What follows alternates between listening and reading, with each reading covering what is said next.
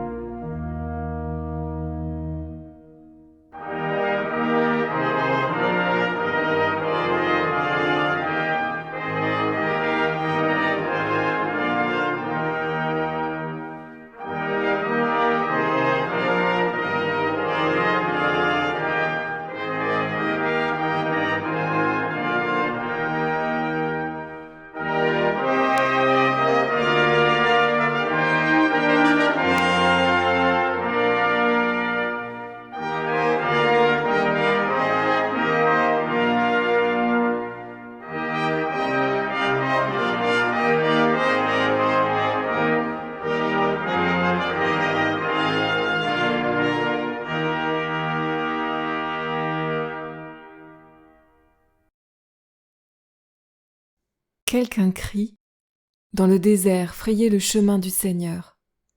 Aplanissez une route pour notre Dieu dans la plaine aride.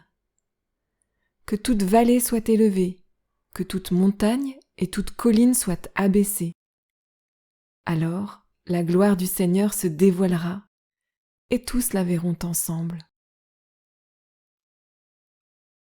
Pourquoi, Seigneur, nous fais-tu errer loin de tes voies ?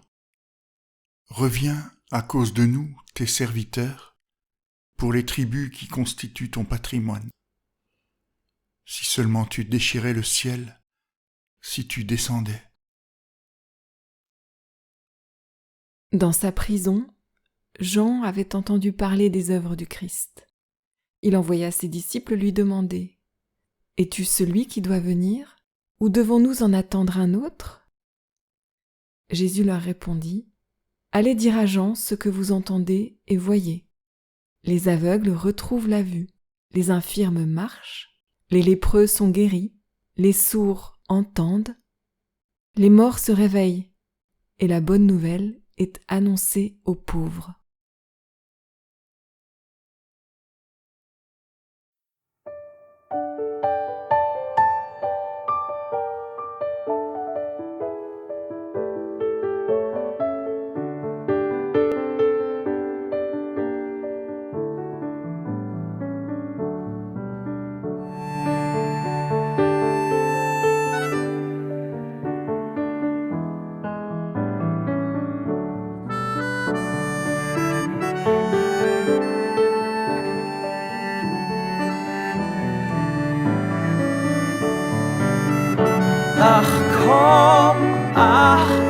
Komm, o Sonne, und hol uns allzumal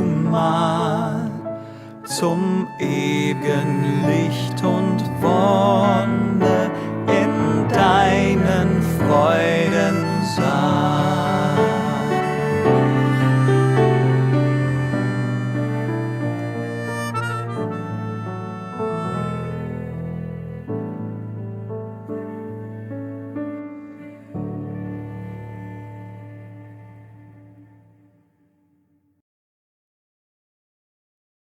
Elle n'a, à première vue, pas grand-chose à voir avec le temps de Noël, cette histoire de Jean dans sa prison, de sa question adressée à Jésus « Es-tu celui qui doit venir ?» Car n'est-ce pas, si nous sommes jusqu'au cou dans les préparatifs de Noël, c'est bien parce que nous avons la réponse, et que donc la question ne se pose plus. Mais il est absolument terrible le constat que tu poses là. Parce qu'il dit implicitement, mais sans masque, que nous ne serions pas dans une posture d'attente.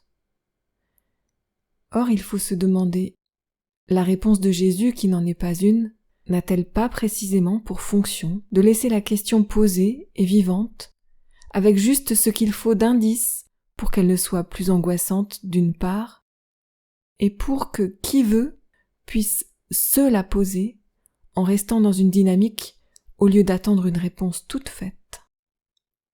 Oui, Jésus se décale pour laisser ses interlocuteurs à la fois face à eux-mêmes et face à la réalité qui s'offre à eux. Et il les renvoie à Jean, qui pourra puiser dans cette réponse, d'une part la confirmation que son travail n'était pas vain, mais bien aligné avec la cible, et d'autre part l'exhortation à rester dans une forme de vigilance, parce que si celui qui doit venir est déjà venu, tout néanmoins reste encore à accueillir. Il n'est au fond pas si difficile de faire nôtre la situation de Jean en prison et son questionnement teinté d'impatience et d'inquiétude ou de doute. Et la réponse qu'il obtient, qui n'en est pas une, mais qui laisse vivante sa dynamique, tournée vers le sens de l'attente. Comme Jean, et à sa suite, ne suis-je pas toujours à nouveau retenu dans telle ou telle prison, où je m'enferme et me ligote souvent moi-même, à en perdre toute perspective, le sens même de mon attente et de mon espérance? Comme Jean, et à sa suite, ne suis-je pas toujours à nouveau amené à interroger le ciel et la terre, et tout et n'importe quoi, parce que je suis taraudé par un « tout ça pour ça » et si c'était en vain? Comme Jean, et à sa suite, ne suis-je pas toujours à nouveau invité au cœur du paradoxe? Tout est déjà donné, tout reste encore à accueillir. Accepter que si mes questions existentielles se formulent en « où », les réponses qui me maintiennent en vie sont toujours en « et ». Aujourd'hui, pour être précurseur du Seigneur, témoin de la vie en plénitude déjà donnée et encore à accueillir, je choisis de regarder autour de moi pour discerner des aveugles qui voient, ou du moins des œillères qui s'écartent, des sourds qui entendent, ou du moins des oreilles qui se tendent, des boiteux qui marchent, ou du moins des mouvements qui se font plus fluides, des morts qui ressuscitent, ou du moins des réalités qui deviennent un peu plus vivantes. Et la vie autour de moi devient annonce de la bonne nouvelle. Aujourd'hui, pour être précurseur du Seigneur, témoin de la vie en plénitude déjà donnée et encore à accueillir, je choisis de regarder à l'intérieur de moi-même pour discerner moi aussi des œillères qui s'écartent, des oreilles qui se tendent, des mouvements plus fluides, des réalités, ma réalité, un peu plus vivante. Et la vie en moi devient annonce de la bonne nouvelle. Mais je choisis aujourd'hui de garder ouverte la question. Toi, la vie que je vois, la vie que je vis, es-tu celle qui est promise? Et je choisis aujourd'hui de dire « Je vois bien que oui, alors je veux encore t'accueillir. »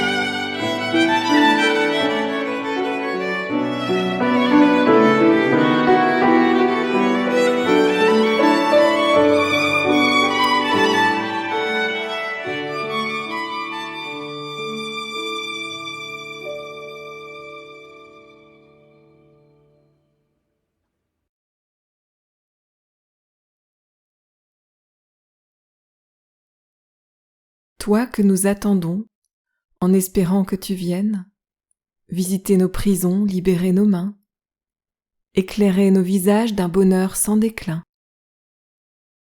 Toi le tout autre, viens. Viens assez près pour nourrir notre espérance. Ne viens pas trop près, reste le tout autre, celui qu'il nous faut toujours interroger. Toi que nous attendons en espérant que tu viennes nous tracer le chemin, libérer nos pas, relancer notre marche à ton rythme divin. Toi, le tout autre, viens. Viens assez près pour nourrir notre espérance.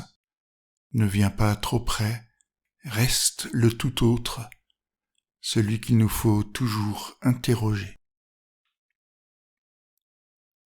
Toi que nous attendons en espérant que tu viennes, ébranler nos silences, libérer nos voix, accorder nos paroles à ton verbe fait chair. Toi, le tout autre, viens. Viens assez près pour nourrir notre espérance. Ne viens pas trop près, reste le tout autre, celui qu'il nous faut toujours interroger. Toi que nous attendons en espérant que tu viennes, encore et toujours libérer nos vies, ranimer notre souffle au passage du tien. Toi, le tout autre, viens. Viens assez près pour nourrir notre espérance. Ne viens pas trop près, reste le tout autre, celui qu'il nous faut toujours interroger.